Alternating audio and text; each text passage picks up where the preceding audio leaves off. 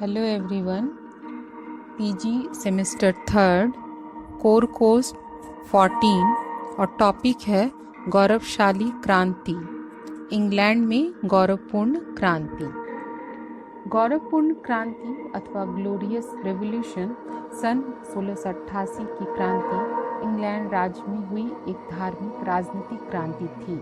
गौरवपूर्ण क्रांति को रक्तहीन क्रांति के नाम से भी जाना जाता है क्योंकि यह शांतिपूर्वक संपन्न हुई थी।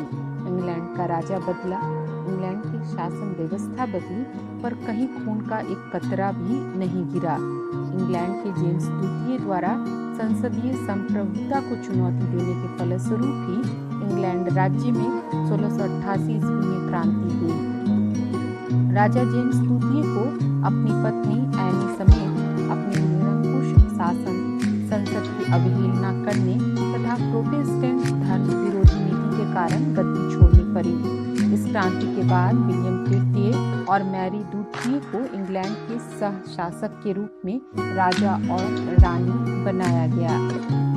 गौरवशाली क्रांति के फलस्वरूप इंग्लैंड में स्वच्छंद राजतंत्र का काल पूर्णतः समाप्त हो गया।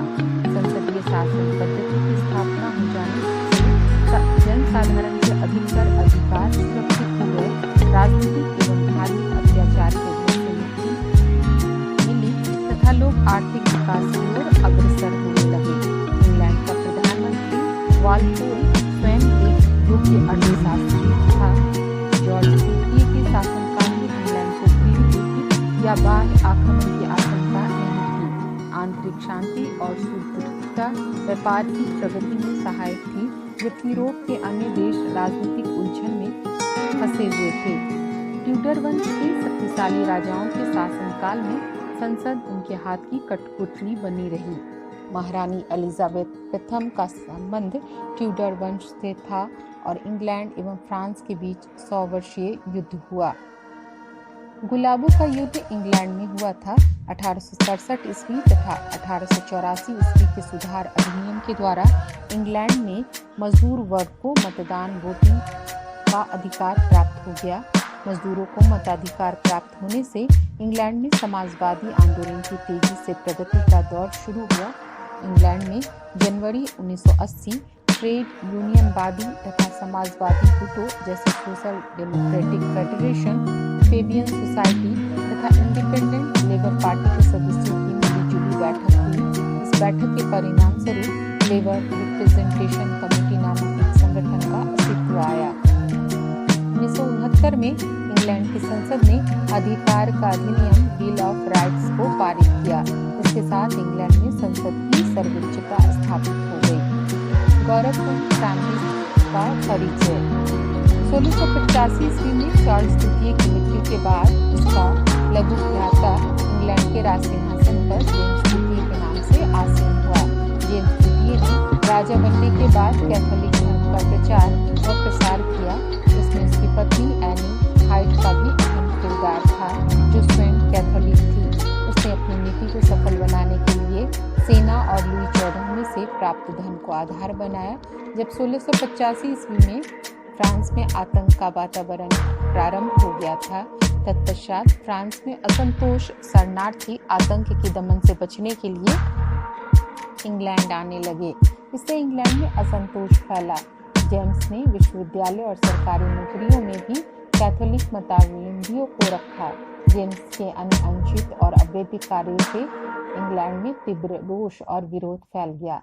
अंत में जेम्स द्वितीय को इंग्लैंड छोड़ना पड़ा और संसद ने उसकी पुत्री मेरी और उसके पति विलियम को इंग्लैंड में आमंत्रित किया और मेरी को इंग्लैंड की शासिका बनाया। इस घटना को इंग्लैंड में महान क्रांति या वैभवपूर्ण क्रांति कहते हैं। इस क्रांति में रक्त की एक बूंद नहीं बही और परिवर्तन हो गया, इसलिए इस क्रांति को गौरवशाली क्रांति भी कहा जाता है।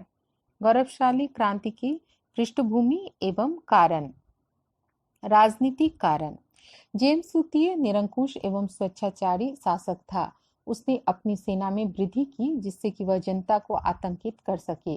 निरंकुश शासन और शासन का कटु अनुभव जनता को पहले ही था, फलतः जनता द्वारा जेम्स का विरोध होना स्वाभाविक था। संसद अपने विशिष्ट अधिकारों का उपयोग करना चाहती थी।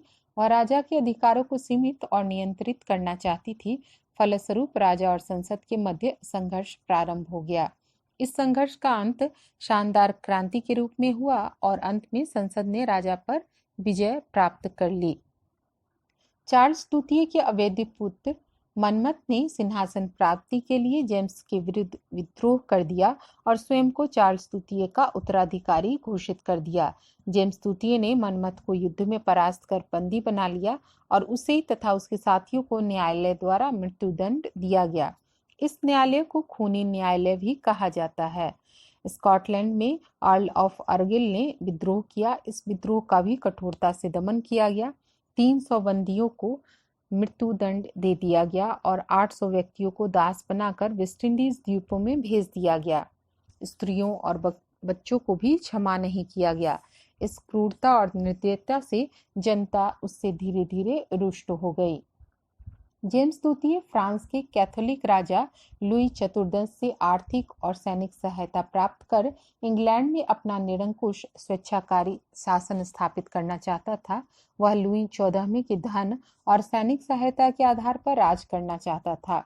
लुई कैथोलिक था और फ्रांस में प्रोटेस्टेंटों पर अत्याचार कर रहा था, इसलिए ये प्रोटेस्टेंट इंग्लैंड में आकर शरण ले रहे थे।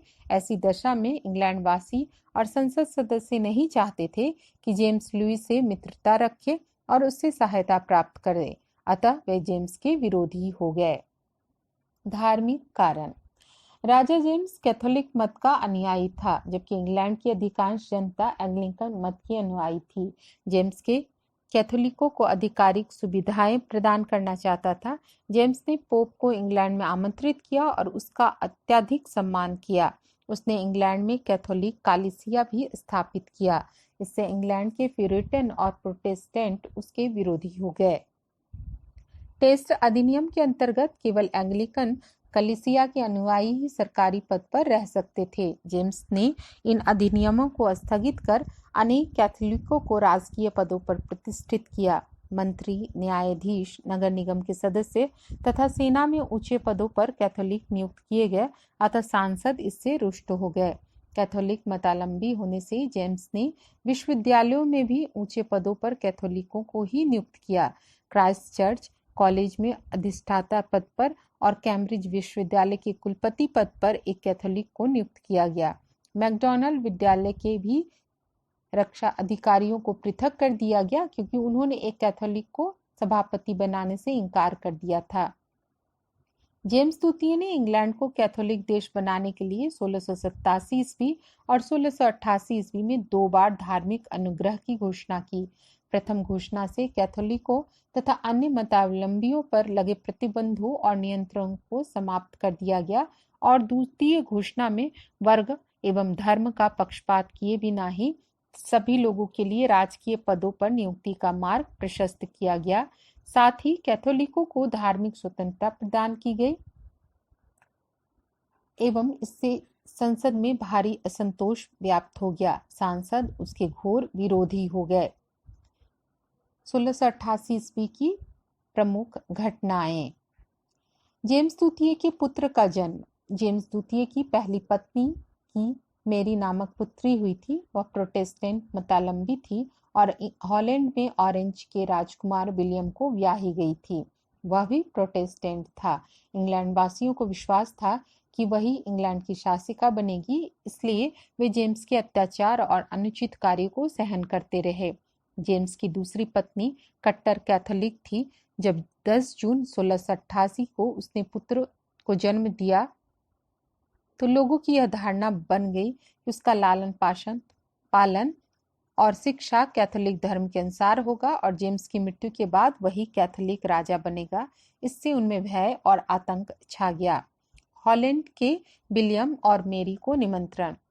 टोरी और व्हिग दल के सदस्यों और पादरियों ने एक जनसभा आयोजित कर यह निर्णय लिया कि जेम्स द्वितीय के दामाद विलियम और पुत्री मेरी को इंग्लैंड के राज सिंहासन पर आसीन होने के लिए आमंत्रित किया जाए। फलस्वरूप कुछ प्रभावशाली लोगों ने दूत भेजकर विलियम और मेरी को इंग्लैंड आमंत्रित किया। विलियम का इंग्लैंड में आगमन और जेम्स का पलायन। विलियम ऑफ ऑरेंज 15,000 सैनिकों के साथ 5 नवंबर 1688 को इंग्लैंड के टोरंबो बंदरगाह पर उतरा। जेम्स द्वितीय ने अपनी सेना से उसका सामना करने का प्रयास किया, पर उसके सहयोगी और सेनापति जॉन चर्चिल ने उसका साथ छोड़ दिया और वे तथा उसकी पुत्री एन भी विलियम से जा मिले। निराश होकर 23 दिसंबर 1688 को जेम्स राजमुद्रा को टेम्स नदी में फेंककर फ्रांस पलायन कर गया। विलियम और मेरी इंग्लैंड के शासक।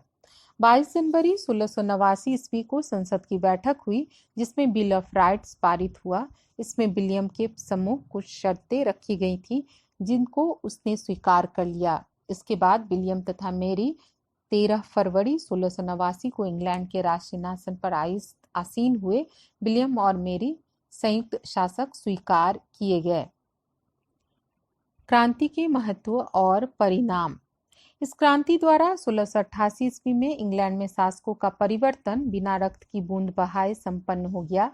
इसलिए इस घटना को वैभवपूर्ण, महान, शानदार क्रांति कहते हैं। इस रक्तहीन राज्य क्रांति का महत्व उसके गर्जन तर्जन में नहीं, अपितु उसके उद्देश्यों और विवेकशीलता और उपलब्धियों की दूरगामिता में है। यह एक युग निर्माणकारी घटना है। इससे इंग्लैंड के लोकप्रिय शासन का युग आरंभ हुआ और सत्ता निरंकुश स्वेच्छाचारी राजाओं के हाथ से निकलकर संसद के हाथों में आ गई। इस क्रांति ने यह स्पष्ट कर दिया कि नागरिक स्वतंत्रता की रक्षा करना, कानून बनाना और कर लगाना संसद के अधिकारों के अंतर्गत है। राजा संसद के अधिकारों में किसी भी प्रकार से हस्तक्षेप नहीं कर सकता।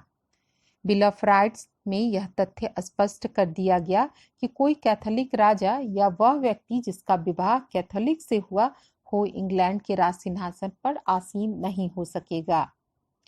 इससे इंग्लैंड की अंतर्राष्ट्रीय प्रतिष्ठा में भी वृद्धि हुई और उसके औपनिवेशिक साम्राज्य का विस्तार हुआ। इंग्लैंड की इस शानदार क्रांति का प्रभाव यूरोप के अन्य देशों पर पड़ा। अब तक यूरोप में निरंकुश स्वेच्छाचारी राजसत्ता ही आदर्श राजसत्ता मानी जाती थी, परंतु इस क्रांति के प्रभाव और परिणाम स्वरूप यूरोप में भी वैज्ञानिक राजतंत्र और लोकतंत्रात्मक शासन प्रणाली के लिए आंदोलन प्रारंभ हुए। धन्यवाद।